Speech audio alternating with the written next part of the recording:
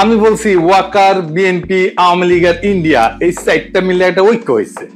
এই ঐক্যের লক্ষ্য হচ্ছে প্রফেসর ইউনূসকে তাড়ানো, ভাগানো, তাড়াতাড়ি। এতে চার পক্ষেরই লাভ। রাষ্ট্রটায় কোনো সংস্কার হবে না, যা আগে ছিল তাই থাকবে, ঘুরে মাগুর চ্যাং। আর্মির জেনারেলরা যে আকাম করছে, গুম খুনে যুক্ত ছিল, সেটার বিচার হবে না। জুলাই আগস্ট বিপ্লবে ওয়াকারের আর্মি গুলি করে মানুষ মারিছে। গতকালই নেত্র নিউজে একটা রিপোর্ট আসছে, 5ই আগস্ট সকালে আর্মি টার্গেট কইরা মাথায় গুলি কইরা মানুষ মারছে, টার্গেট কইরা, বিনা উস্কানিতে। এই যে এটা দেখে নিয়েন, খুব ভালো রিপোর্ট করছে এটা। এগুলার বিচার যেন না হয়, এইটা ওয়াকার চায়। যারা গুম খুনে যুক্ত ছিল তাদের যেন বিচার না হয়, বিডিআর হত্যাকাণ্ডের যেন বিচার না হয়। শুনেন তার মুখেই। এই বর্বরতা কোনো সেনা সদস্য করেনি, সম্পূর্ণটাই তদানীন্তন বিজিবি সদস্য দ্বারা সংঘটিত। Full stop. এখানে কোনো ইফ এবং বাট নাই। এই ওয়াকারের নেতৃত্বেই প্রাণঘাতী অস্ত্র দিয়া বিক্ষোভকারীদের গুলি করে মারা হয়েছে। আয়নাঘর ভিজিট করতে বাধা দিছে প্রফেসর ইউনূসকে। নিজে গেছে ভিজিট করতে, ওই গেছে ভিজিট করতে। ওর আর্মি অফিসাররা তো এই কাজ করেছে, ওই গেছে, যায় নাই। হাসনাতকে ডাইকা হুমকি দিছে, পরিশুদ্ধ আওয়ামী লীগ আনবে। ইন্ডিয়া সিক্কুর দিছে ইনক্লুসিভ নির্বাচন করে। ওয়াকার এরপর থেকে কে হুয়া করে সিক্কুর দিচ্ছে ইনক্লুসিভ নির্বাচন করে। এই ঐক্যে বিএনপির কি লাভ? সে আর একটা আওয়ামী লীগ হয়ে উঠতে পারবে, ফ্রি স্টাইলে লুটপাট করবে, ভোটার ছাড়া নির্বাচন করবে, গুম খুন শুরু করবে। করছিল তো 2 কোটি নাকি ভোটার, না 1.5 না 2 কোটি ভোটার, ভুয়া ভোটার তালিকা করছিল। ক্রস ফায়ার করবে, ক্রস ফায়ার তো শুরু করছিল বিএনপি, জানেন তো। এটা নিয়ে আসি 4টা এপিসোড কইরা। আওয়ামী লীগের লাভ, তার বিচার হবে না। এত জুলুম চালানোর পরে যে দলটা নিশ্চিহ্ন হয়ে যাওয়ার কথা ছিল, সে আবার ফিরে আসবে রাজনীতিতে। 75-এর পরে ফিরে আসিছে যেভাবে, সেইভাবে। আর ইন্ডিয়া, হাসিনা যা দিছে, যা ইন্ডিয়া সারা জীবন মনে রাখবে, সেটা অব্যাহত থাকবে। সে নদী শুকাবে, সীমান্তে বাংলাদেশি নাগরিক মারবে, বাংলাদেশের বাজারে তার পণ্য বেচবে, ভোমা পেঁয়াজ খাওয়াবে 300 টাকা কেজিতে। তারপরে বলবে তোমাদের রান্নাঘরে চলে না আমাদের খাবার ছাড়া, আমরাই তো তোমাদের খাওয়ায় বাঁচায় রাখতেছি। রোগী ধরে নিয়ে যাবে ইন্ডিয়ায়। তারপরে বলবে আমাদের এখানে না আসলে তোমাদের গতি কি? চিকিৎসাই তো হবি না তোকে। বাংলাদেশের চাকরির বাজারে সব টপ পজিশন গুলো নিয়ে নেবে। আর কি ট্রানজিট নেবে বাংলাদেশের মধ্যে দিয়া। এই তো প্রফেসর ইউনূস অসংখ্যবার বলছে ডিসেম্বর থেকে জুনের মধ্যে নির্বাচন দিবে। এই সময়টা লাগবে তার সংস্কার করতে। এটা সহ্য হতেছে না, কারণ সংস্কার করলে তো সেই রাষ্ট্রে যথেচ্ছাচার চালানো যাবে না, ভারতীয় আধিপত্য চালানো যাবে না, লুটপাট চালানো যাবে না, আয়না ঘর বানানো যাবে না। এই সংস্কার কেন দরকার একটু বুঝে দেখি। আসে, রাষ্ট্র কিছু প্রতিষ্ঠানের মিলিত শক্তি। একটা বিল্ডিং যেমন থামের উপরে খাড়ায় থাকে না, রাষ্ট্র দাঁড়ায় থাকে ইনস্টিটিউটের উপরে। যেমন ধরেন আদালত একটা ইনস্টিটিউট বা প্রতিষ্ঠান, আমলাতন্ত্র বা ব্যুরোক্রেসি একটা প্রতিষ্ঠান, মিডিয়া একটা প্রতিষ্ঠান, সেনাবাহিনী একটা প্রতিষ্ঠান, পুলিশ একটা প্রতিষ্ঠান, এমনকি বাজার একটা প্রতিষ্ঠান, অর্থনৈতিক ব্যবস্থা একটা প্রতিষ্ঠান, শেয়ার মার্কেট একটা প্রতিষ্ঠান, নির্বাচন কমিশন একটা প্রতিষ্ঠান। এগুলো কিসের উপরে টিকে থাকে, কার্যকর থাকে কিভাবে? একটা জিনিসে, একটা মাত্র জিনিসে এগুলো কার্যকর থাকে, সেটা হচ্ছে ট্রাস্ট বা বিশ্বাস। আপনার আদালতের উপরে বিশ্বাস থাকতে হবে যে আপনি ওখানে যে ন্যায় বিচার পাবেন। পুলিশের কাছে গেলে আপনি নিরাপত্তা পাবেন, বিশ্বাস থাকতে হবে। নির্বাচনে অবাধে ভোট দিতে পারবেন, এই বিশ্বাসটা থাকতে হবে। প্রশাসনের কাছে গেলে বিনা ঘুষে সেবা পাবেন, এই বিশ্বাস থাকতে হবে। আর্মি আমার রাষ্ট্রকে নিরাপত্তা দেবে, এই বিশ্বাসটা থাকতে হবে। সরকারি হাসপাতালে গেলে রোগের সুচিকিৎসা পাবেন, এই বিশ্বাসটা থাকতে হবে। শেয়ার মার্কেটে গেলে নিরাপদে বিনিয়োগ করতে পারবেন, এই বিশ্বাসটা থাকতে হবে। বাজারে স্বাস্থ্যসম্মত নিরাপদ পণ্য পাবেন সুলভে, এই বিশ্বাসটা থাকতে হবে। তো আপনি কি এইগুলা পান না? আপনি ভোট দিতে পারেন না। ঘুষ ছাড়া ফাইল নড়ে না। বাজার ফাংশন করে না। আপনাকে চাঁদা দিতে হয় ব্যবসা করার জন্য। ব্যাংকে টাকা রাখলে লুট হয়ে যায় সেই টাকা। শেয়ার মার্কেটে আপনার টাকা লুট হয়ে যায় বছরের পর বছর। ওয়াকার বলে আর গুলি চালাবে না সেনাবাহিনী, আর সেই দিনই নিরস্ত্র শান্তিপূর্ণভাবে বিক্ষোভ করা মানুষকে টার্গেট করে মারে ওয়াকারের সেনাবাহিনী। তো বিশ্বাস আছে? থাকে না। যে সেনাবাহিনী দেশ রক্ষা করার কথা, সে আয়না ঘর বানায় ক্যান্টনমেন্টের মধ্যে, যেখানে পশুর মতো বন্দি করে রাখে মানুষদের দিনের পর দিন। আর কত বলবো? তো এই বিশ্বাসটাই ডেমোক্রেসি। শুধু ভোট দেওয়াটা ডেমোক্রেসি না, ভোট ডেমোক্রেসির একটা পার্ট। হাসিনা যে শুধু ভোট দিতে দেয় নাই তা না, সে ইনস্টিটিউট গুলোকে ধ্বংস করছে, ফলে রাষ্ট্র নাই হয়ে গেছে, ভেঙ্গে পড়ছে একেবারে। এইগুলা থেকে বিশ্বাস বা ট্রাস্ট নাই করে দেওয়া হয়েছে। সে বিশ্বাসকে প্রতিস্থাপন করছে কি দিয়া? ভয় দিয়া, টেরর দিয়া।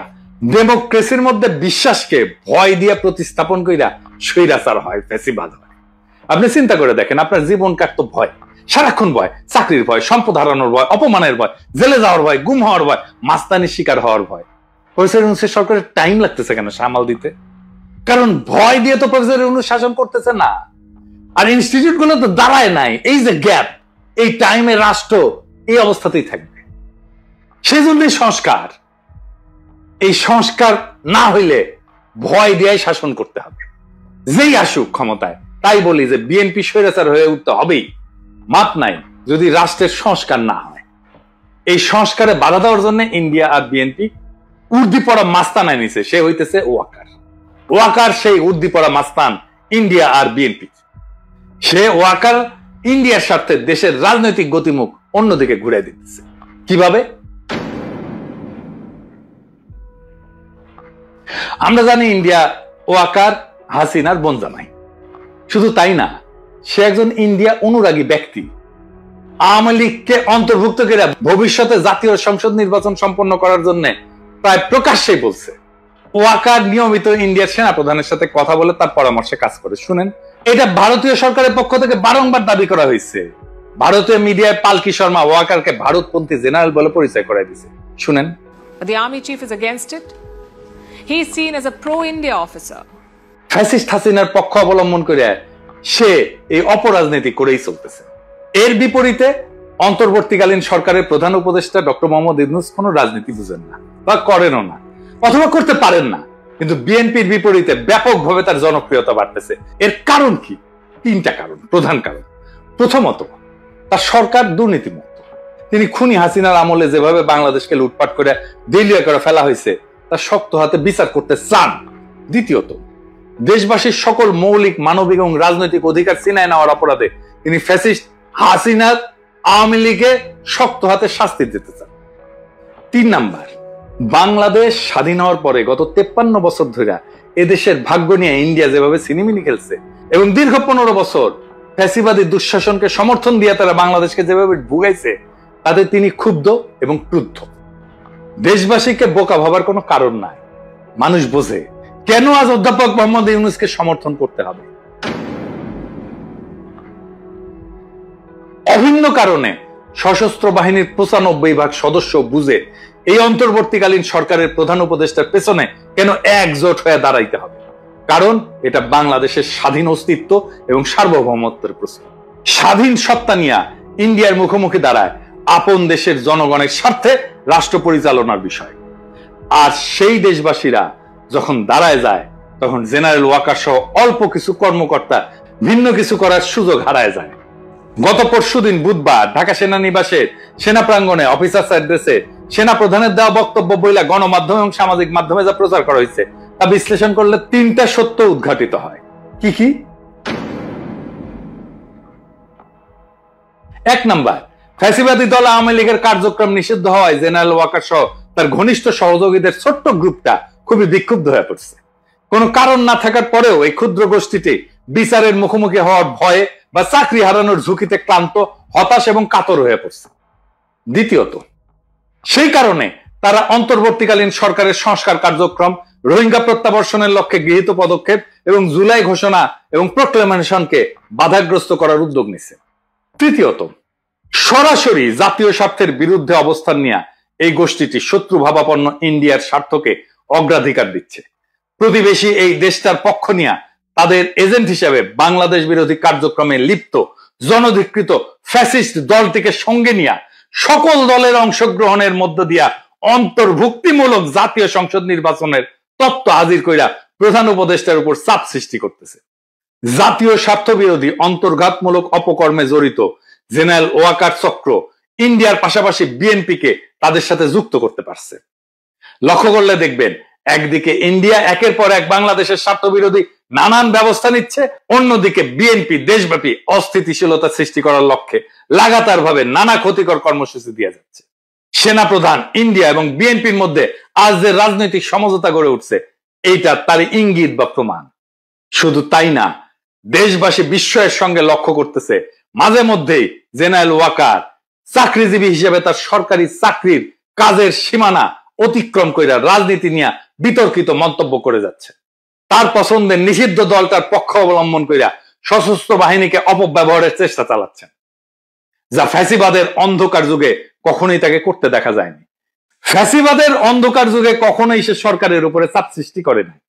তিনি তখন খুনি হাসিনাকে সেবা দান এবং ঘাতক, হন্তারক এবং লুটেরাদের ক্ষমতা নিরঙ্কুশ এবং চিরস্থায়ী করার কাজে ব্যস্ত ছিলেন।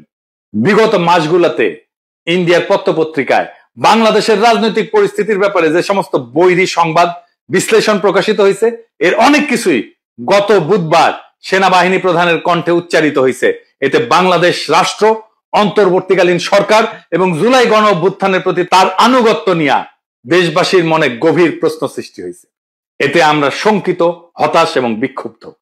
উদ্ভূত পরিস্থিতিতে আমরা অন্তর্বর্তীকালীন সরকারের প্রধান উপদেষ্টা অধ্যাপক মোহাম্মদ ইউনূসের কাছে দাবি জানাচ্ছি, গত বুধবার সেনা কর্মকর্তাদের উদ্দেশ্যে দেওয়া সেনা প্রধান জেনারেল ওয়াকারুজ্জামানের বক্তব্য অতি সত্বর রেডিও, টেলিভিশন সহ গণমাধ্যমে প্রকাশ করুন। অফিসারদের উদ্দেশ্যে দেওয়া বক্তৃতায় তিনি কি বার্তা দিচ্ছেন এবং কোন প্রশ্নের কি জবাবে কি বলছেন, এর ধারণকৃত বিবরণ, রেকর্ডেড অ্যাকাউন্ট দেশবাসী শুনতে চায়। আর আপনারা জানেন প্রফেসর ইউনূস বিএনপির চাপ আর ওয়াকারের বেদ্যুপিতে পদত্যাগের সিদ্ধান্ত নিয়েছেন। এর দায় ওয়াকার এবং বিএনপির। এখন করণীয় কি? ওয়াকার আর বিএনপিকে আমি একটা থিওরিটিক্যাল অবস্থার কথা বলি। প্রফেসর ইউনূস যদি জাতির উদ্দেশ্যে ভাষণ দেন আর ওইখানে যদি বলেন আমি একটা ভালো নির্বাচন দিতে চাইছিলাম প্রয়োজনীয় সংস্কারের পরে, আমি তারিখও বলছি সামনের বছরের জানুয়ারি থেকে জুনের মধ্যে, যেন পরবর্তী সরকার ভালোভাবে দেশ চালাইতে পারে, সংস্কারটা সম্পূর্ণ হয়, রাষ্ট্রটা গড়ে ওঠে। কিন্তু ভারত সেনাপ্রধান এবং বিএনপি যৌথভাবে ডিসেম্বরের আগেই নির্বাচন চায়। আমি যেহেতু এর আগে করতে পারবো না, নির্বাচন দিতে প্রস্তুত হইতে পারবো না, আমি বিএনপি আর সেনাপ্রধানকে আরেকটা তত্ত্বাবধায়ক সরকার গঠন করতে আহ্বান জানাই। আমরা তাদের কাছে ক্ষমতা দিয়া আমাদের কাছে চলে যাব। প্রফেসর ইউনূসের নিয়োগ দেওয়া সবাই যদি একসাথে পদত্যাগ করে চলে যায়, নির্বাচন প্রধান, নির্বাচন কমিশনার, নির্বাচন কমিশনাররা সহ, আপনারা সামলাইতে পারবেন? পাবলিকের মায়ের কিন্তু একটা মাটিতে পড়বে না। এরপর যদি জামাত আর এনসিপি নির্বাচনে না আসে কেমন হবে? নিজেরাই হাসিনা যেরকম হাত মারার নির্বাচন করেছিল ওরকম হাত মারার নির্বাচন করতে হবে। আপনারা ডিসেম্বর কেন, এই মাসে নির্বাচন করে ফেলেন, দেরি হলে লেট হয়ে যাবে। নেন ক্ষমতা, নেন, এতই শখ নেন, নিজেরাই নেন। আমির খসরু মাহমুদের প্রধান উপদেষ্টা বানান, দেখি ওই নাকি কয়েক মাসের মধ্যে নির্বাচন করে দেবে, করুক না। মির্জা ফখরুলকে প্রধান নির্বাচন কমিশনার বানিয়ে দেন। একটা ভাঙা রাষ্ট্রকে গুছাইতে সময় লাগে, আর সেই সময়টা দিতেই চায় না যারা ভাঙার কারিগর। ওয়াকার, ইন্ডিয়া, বিএনপি, আওয়ামী লীগ চারজনে মিলা একটা অশুভ ঐক্য তৈরি করছে, যাতে রাষ্ট্রটা আর কখনো ঠিক না হয়, বিচার না হয়, সংস্কার না হয়, ইনস্টিটিউশন না দাঁড়ায়। ভয়টা থেকেই যায়, কারণ ভয় থাকলেই তারা শাসন করতে পারবে। কিন্তু ভয় আর বিশ্বাস, এই দুয়ের মধ্যে বেছে নিতে হবে বাংলাদেশকে, আমরা কোনটা চাই। প্রফেসর ইউনূস ভয় দিয়ে শাসন করতে চায় না, তাই তিনি বলছেন সংস্কার ছাড়া নির্বাচন মানে প্রতারণা। অথচ ওয়াকাররা বলতেছে ডিসেম্বরেই ভোট করো। কেন? কারণ জনগণ যদি একটু সময় পায়, যদি ইনস্টিটিউট দাঁড়ায় যায়, যদি মানুষ বুঝে পেলে তার অধিকার কি, তাহলে আর ভয় দিয়ে শাসন করা যাবে না। ওইখানেই তাদের ভয়। এই নির্বাচন মানে আরেকটা স্পিড ব্রেকার, যাতে ট্রাস্ট বা বিশ্বাস তৈরির কাজ থেমে যায়, জনগণের ক্ষমতা না বাড়ে। তাই বলছি এখনই সময় তাদের এই অশুভ ঐক্যের বিরুদ্ধে জনগণের ঐক্য গড়ার। বিএনপি, আওয়ামী লীগ, ওয়াকার আর ভারতের এই অশুভ ঐক্য ভেঙে দিতে হবে। প্রফেসর ইউনূসকে সময় না দিলে এই রাষ্ট্রে শুধু সরকার বদলাবে, শাসন বদলাবে না, শুধু মুখ বদলাবে, হিংসা আর লুটপাটের কাঠামো থাকবে আগের মতোই। এই প্রশ্ন একটাই, আপনি কি ভয় দিয়ে শাসিত হতে চান নাকি বিশ্বাসের উপরে দাঁড়ানো একটা স্বাধীন গণতান্ত্রিক রাষ্ট্র চান? উত্তর শুধু আপনার না, পুরো জাতির। এবং যদি জাতি ঠিক করে, তবে এই ডিসেম্বর তাদের ডিসেম্বর হবে না, আমাদের হবে। ইনকিলাব জিন্দাবাদ।